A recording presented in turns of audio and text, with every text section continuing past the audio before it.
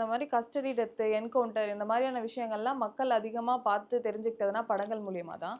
So அப்படி பார்த்தோம்னா, ஜெய் பீம் படமெல்லாம் வரும்போது பார்த்துட்டு முதல்வர் நெறைய பாராட்டுகள் தெரிவிச்சுக்கிட்டாரு. அப்படி இருக்கும்பொழுது, இது ஒரு பக்கம் இருக்குன்னா, அவரேவும் இதனால அனுபவிச்சிருக்காரு. மீசா வழக்குல அவரே இது பண்ணி அவர் எவ்வளோ அனுபவிச்சிருக்காருன்னு நமக்கு தெரியும்.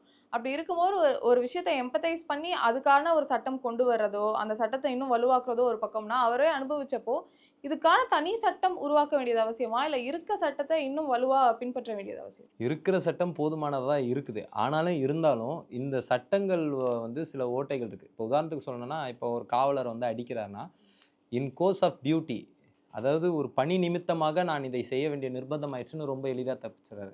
இப்ப இவரு இறந்ததுனால தான் இது இவ்வளோ பெரிய பூதாகரமான பிரச்சனையா இருக்கு. ஒருவேளை இறக்காமல் கிட்னி பிரச்சனையோட டயாலிசிஸ் பண்ணியிருந்திருக்காருன்னு வச்சுக்கோங்களேன். அவரு வந்து ஒரு ஒரு இது இந்த இவ்வளோ பெரிய பிரச்சனையா இருக்காது. சஸ்பென்ஷன் கூட நடந்திருக்காது.